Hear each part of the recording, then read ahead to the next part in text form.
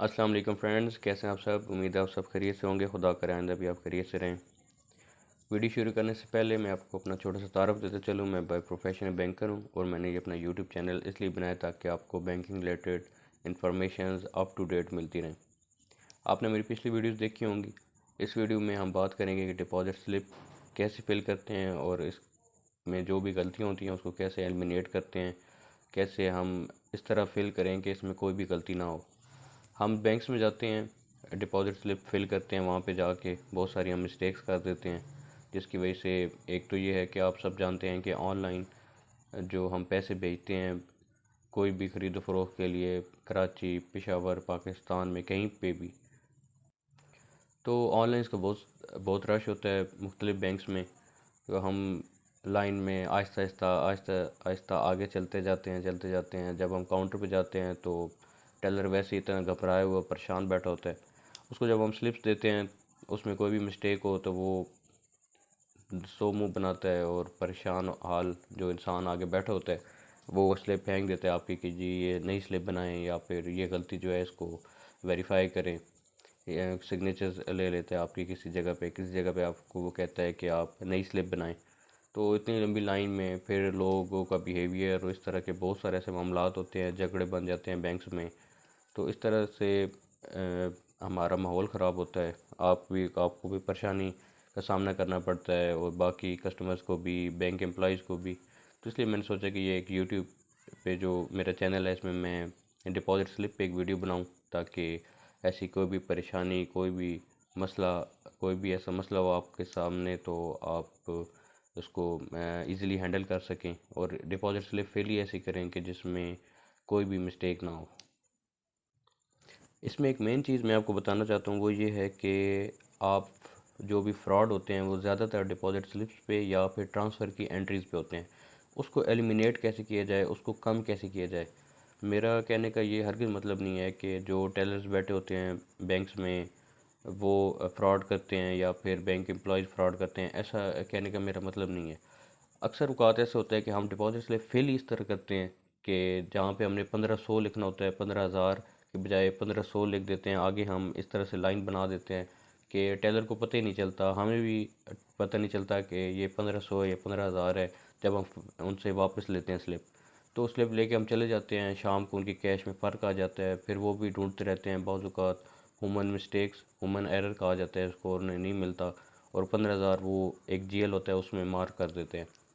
तो आपको सामना करना पड़ता है बहुत सारी मुश्किलात का। बाद में जब आपका माल कंपनी से निकलता है या फिर कंपनी वाले आपको कहते हैं कि हमें तो पैसे पहुंचे ही नहीं हैं, तो फिर आप बैंक जाते हैं, फिर वो एक बहुत ही अजीब सा माहौल बन जाता है। वाउचर्स वेरीफाई होते हैं दोबारा, और आपको पता है कि 100 मसले मसाइल इस सूरत में बन सकते हैं। तो इस तरह से स्लिप फिल करें कि कोई भी फ्रॉड ना हो सके, कोई भी मसला ना बन सके, ऐसी कोई भी मिस्टेक सिरे से हो ही ना। चलें वीडियो शुरू करते हैं। इस वीडियो में आपके सामने एक स्लिप पड़ी है, मीज़ान बैंक की ये स्लिप है, डिपॉजिट स्लिप है। इसमें दो चीज़ें हैं। एक चीज़ ये है कि अगर आप उसी जो ब्रांच है उसके कस्टमर हैं तो फिर आपको आईडी कार्ड की कॉपी नहीं लगानी पड़ेगी। उस ब्रांच कोड लिखना होगा, यहाँ पे ब्रांच कोड है वो लिखना होगा, आपका नाम आएगा। अगर ऑनलाइन है तो उसके साथ आपको आईडी कार्ड की कॉपी लगानी पड़ेगी और उस ब्रांच का कोड लिखना पड़ेगा जहाँ पे आप पैसे भेज रहे हैं। उस ब्रांच का नहीं होगा जहाँ पे आप डिपॉजिट कर रहे हैं, बल्कि उस ब्रांच का होगा जहाँ पे आप भेज रहे हैं। अगर फैसलाबाद ब्रांच है मीज़ान बैंक की, तो आपको मीज़ान बैंक का जो फैसलाबाद ब्रांच है उसका कोड आपने यहाँ पे लिखना होगा जो 4 अंकों का होता है। और जितनी भी ब्रांचेज़ हैं उनका कोड 4 अंकों का होता है। कोई भी बैंक हो, मीज़ान बैंक ना भी हो, कोई भी दूसरा बैंक हो, तो डिपॉजिट स्लिप मीज़ान बैंक ही फिल कर रहे हैं, लेकिन सबके जो पैटर्न है वो सारे बैंक्स का सेम है और इसी तरह है जैसे मैं आपको अभी बताऊंगा। तो शुरू करते हैं अकाउंट टाइटल से। खाता बनाम कि किसके नाम पे ये खाता खुला हुआ है या अकाउंट टाइटल है। इसमें हम उर्दू में भी स्लिप फिल कर सकते हैं, इंग्लिश में भी फिल कर सकते हैं, इसमें कोई इशू नहीं है। कुछ लोग इंग्लिश में नहीं कर सकते तो वो वहाँ से जाके फिल करवाते हैं। कुछ इस तरह से बहुत सारी मिस्टेक्स हो जाती हैं। इसलिए उर्दू में फ़िल करें, इंग्लिश में फ़िल करें, कोई मसला नहीं है। हम इंग्लिश में फ़िल कर देते हैं। तो इसमें हम लिखते हैं अकाउंट टाइटल कि हमारा अकाउंट किस नाम से है। यहाँ पे आपने अकाउंट टाइटल लिखना है। अकाउंट टाइटल आपने पूरा लिखना है, आधा नहीं लिखना। अकाउंट टाइटल आपका जो भी होगा वो आपने पूरा लिखना है, चाहे बहुत बड़ा नाम है चाहे छोटा सा नाम है। तो इसमें हम लिख देते हैं account title suppose Bilal Ahmad. ये हमारा अकाउंट टाइटल आ गया। ब्रांच कोड, अब अगर इसी ब्रांच में अकाउंट है तो ब्रांच कोड उस इसी ब्रांच का आएगा। अगर ऑनलाइन है किसी और ब्रांच का है तो उसका ब्रांच का, चाहे वो ब्रांच कराची में हो, लाहौर में, कहीं पे भी हो, तो उसका ब्रांच कोड आएगा। सपोज़ हम तलगंग ब्रांच या चकवाल ब्रांच कोई भी कोड लिख देते हैं। ये आपका 4 अंक का कोड आ गया। यहाँ पे आप डेट लिखेंगे,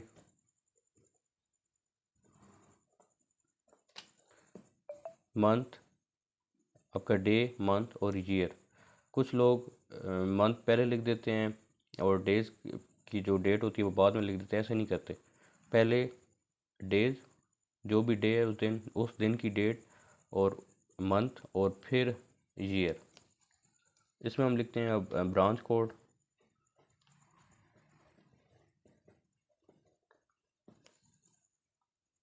ये आपका अकाउंट नंबर आ गया। अब कोई भी अमाउंट है, इसमें एक मेन चीज़ है, ये आपने हमेशा फॉलो करनी है। आपके पास जितने भी पैसे हैं, जितनी, चाहे आपके पास 1000 रुपये है, चाहे आपके पास 1500 है, चाहे आपके पास 5 लाख है, चाहे आपके पास 10 लाख है, इसमें आपके पास ये जो खाना होता है इसमें 5000 मल्टीप्लाई 1000 मल्टीप्लाई ये कस्टमर्स ने फिल करना होता है। और ये कस्टमर को ही चाहिए कि वो फिल करे, और वो फिल करे जितनी आपके पास कैश है। अगर आपके पास सपोज़ हम लेट्स सपोज़ 25,500 रुपये है, तो 25,500 के जितने नोट हमारे पास होंगे तो वो लिखेंगे, चाहे 5,000 का एक नोट हो, 10 के 10 हों, 500 के 20 हों, जो भी हो आपने वो लिखने हैं। ठीक है, इस तरह से ये होता है कि बाद में अगर आपको खुदा न खास्ता कैश ज़्यादा दे दें या कम दे दें तो बाद में वो वेरीफाई हो सकता है, और ये बहुत सेफ़ तरीका है। और हमेशा आप जब भी बैंक में कैश जमा करवाएं तो इस तरीके को फॉलो करें कि आपने अपने नंबर ऑफ़ नोट्स आपने प्रॉपर लिखने हैं। सपोज़ हम करते हैं 25,500,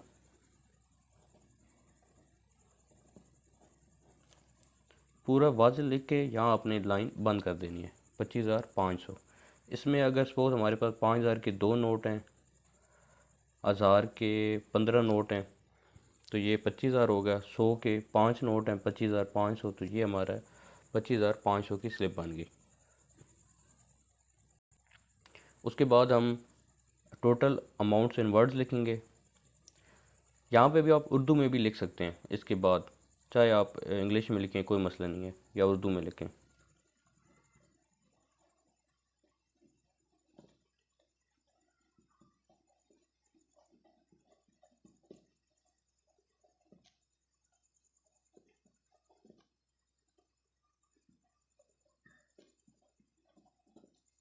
ये आपने लिख दिया। ओनली का वर्ड ट्रेडिशनल है, लिखें तो ठीक है, ना लिखें तो कोई मसला नहीं। यहाँ पे आपने अपने सिग्नेचर करने हैं। अब इसमें दो चीज़ें हैं, अगर आपका अकाउंट है मीज़ान बैंक में या किसी भी बैंक में, तो यहाँ पे आप अपना अकाउंट नंबर लिखेंगे, यहाँ पे आप अपना टाइटल ऑफ अकाउंट लिखेंगे कि अगर आप बिलाल अहमद हैं, या मैं जमा करवा रहा हूँ, सपोज़ फैसल हमीद नाम है मेरा, तो यहाँ पे आपने मैं अपना अकाउंट नंबर लिखूँगा और यहाँ पे मैं अपना फैसल हमीद अपना अकाउंट टाइटल लिखूँगा। उसके बाद अगर ये ऑनलाइन है, सपोज़ हम फैसलाबाद से करा रहे हैं ये क्रेडिट स्लिप, तो यहाँ पे वॉक इन कस्टमर नेम है, इसको हम टिक करेंगे। यहाँ पे मैं लिख देता हूँ अमार, ठीक है, पूरा नाम उसका होगा अमार ख़ान। यहाँ पे आईडी कार्ड नंबर आ जाएगा,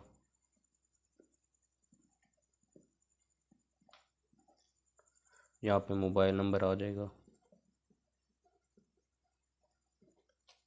यहाँ पे मैं अपने सिग्नेचर कर दूँगा। तो ये तरीक़ाकार है। ऑनलाइन स्लिप में हम उसी ब्रांच का कोड लिखेंगे और अपनी रेफरेंस डालेंगे, साथ आईडी कार्ड की कॉपी लगाएंगे। अगर हमारा अकाउंट है वहाँ एग्जिस्ट कर रहा है तो हम अकाउंट नंबर को टिक करेंगे, MBL अकाउंट नंबर, यहाँ पे account title, sorry account number, और यहाँ पे अकाउंट टाइटल आ जाएगा। उसके बाद हम ये स्लिप काउंटर पर टेलर को दे देंगे, अपनी कैश दे देंगे, वो कैश को वेरीफाई करेगा और आपकी स्लिप पोस्ट कर देगा और आपको प्रिंटेड स्लिप देगा। बाज़ बैंक्स में प्रिंटेड स्लिप देते हैं और कुछ बैंक्स ऐसे हैं जो स्टैंप लगा के देते हैं। स्टैंप वाला जो होता है आपके पास रिकॉर्ड वो वेरीफाई कर लेना चाहिए, क्योंकि स्टैंप एक मैनुअली है और लेकिन प्रिंटेड है तो उसमें कोई शक की गुंजाइश नहीं रहती। सपोज़ अगर कुछ बैंक्स में ये रूल है कि अगर आपसे मिस्टेक हो जाए, सपोज़ आपने डेट पे कटिंग कर दी, आज 17 है तो आपने इसको 17 कर दिया, तो आपने साथ में इसके साइन करके इसको वेरीफाई कर देना है। कहीं पे भी मिस्टेक हो आपने साथ में सिग्नेचर करके उसको वेरीफाई करना है। टेलर उसको सिग्नेचर वेरीफाई करके वो भी वेरीफाई कर देगा कि ये कस्टमर से मिस्टेक हुई है, क्योंकि डेट्स की इस तरह की कटिंग का ये मकसद है और ये मतलब होता है बैंकिंग टर्मिनोलॉजी में कि अगर 16 है उसको 17 बनाया गया या 17 को 18 बनाया गया, तो इसका ये मतलब है कि टेलर ने आपकी कैश एक दिन रख ली अपने पास, उसने उसको यूज़ किया और अगले दिन उसने उस डेट पे कटिंग करके कस्टमर का साइन मार के उसने साइन करके उसने स्लिप पोस्ट कर दी। तो ऑडिट में जो बैंकिंग टर्मिनोलॉजी है उसमें ये लिया जाता है कि ये फ्रॉड है। तो इस तरह से आपने आपको आपसे कहीं पे भी कटिंग हो जाए आपने उसको वेरीफाई कर देना है, साथ में अपने सिग्नेचर कर देने हैं। तो फ्रेंड्स आज की ये मेरी वीडियो थी, इसमें आपको मैंने क्रेडिट स्लिप भरने का तरीका बताया। उम्मीद है आपको मेरी वीडियो पसंद आई होगी। इसके अलावा भी जितनी भी डिटेल्स मेरी समझ में थी मैंने आपको बताई हैं। उम्मीद है आपके बाकी जितने भी कारोबारी लेन देन हैं वैसे भी हैं, अपने अमाउंट्स अपना अकाउंट मेंटेन कर रहे हैं, तो आपको इंशाल्लाह उसमें इस वीडियो से बहुत हेल्प मिलेगी। उम्मीद है आपको मेरी वीडियो पसंद आई होगी। मेरी सारी वीडियोस देखें, मेरे चैनल को लाइक कर दें, सब्सक्राइब कर दें और बेल आइकन को दबा दें ताकि जितनी भी बैंकिंग रिलेटेड इन्फॉर्मेशन हैं वो आपको अप टू डेट मिलती रहें। Thank you so much. अपना ख्याल रखिएगा। अल्लाह हाफिज़।